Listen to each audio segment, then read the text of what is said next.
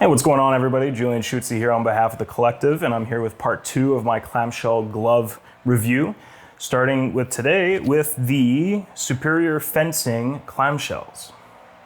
So these gloves are very predominantly what can be identified as a SPES knockoff. Pretty much everything about this looks very similar to the SPES gloves, with a couple key differences. You're not having as much space as open gaps in the SPES Heavies as you do in these.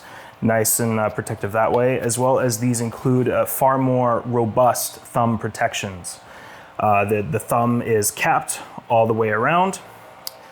And yeah, the review of these are not going to be stellar, and I have quite a few issues with these right away. One of the first things that I immediately noticed is how much I have to actually fight to keep the glove open. And I don't necessarily know why. Probably has to do with some of the elastic banding and strapping, but in order to keep my hand closed here, I actually have to fight it quite a bit. And it's a little hard to see. I'll make sure to get a nice close-up for you here. But in order to keep my hand closed, look how much the material is stretching in the hand here, right? So if I'm holding a sword here, my fingers are completely exposed. They are just right here. And to kind of, again, show you how stiff these are, if I pull them down, right? I don't know why this is. I don't know entirely what's going on, but I can tell you that that really meant that I did not like these at all. My hands were getting fatigued almost immediately while using them. And I mentioned just prior that the fingers are exposed. I noticed that, but I decided to give it a good whirl anyway. And I got hit right in the fingertips there while holding the sword.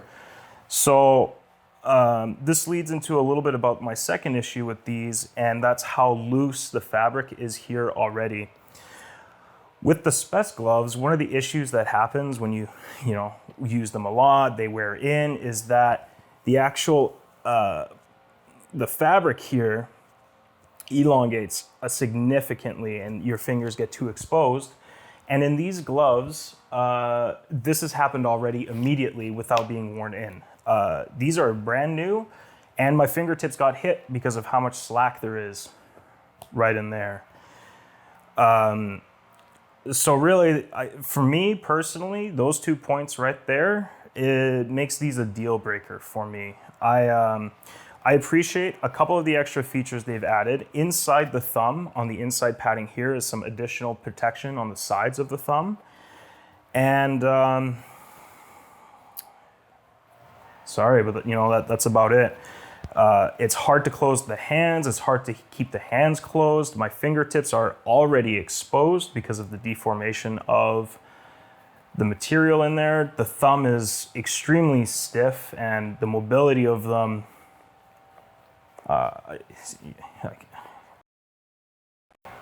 is very low because of the extra padding in there. I don't really have the ability to help curl my thumb in to help with any of my grip switches. You're just kind of stuck to a wax on, wax off movement. Yeah. I don't really know what else to say, really, to be honest. Mainly just because I can't recommend these even a little bit. However, there are another set of gloves that are also significantly cheaper than the SPES Heavies, and these are the HF Armory, the Black Knights. And I'm going to review these next.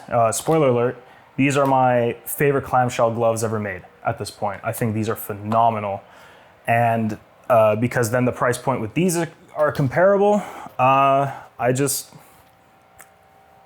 have nothing positive I can really say about these. I realize that this wasn't quite the world's happiest review. I do have a lot of issues with these. However, I hope you found it somewhat informative and you were able to create a decision for yourself based off of these.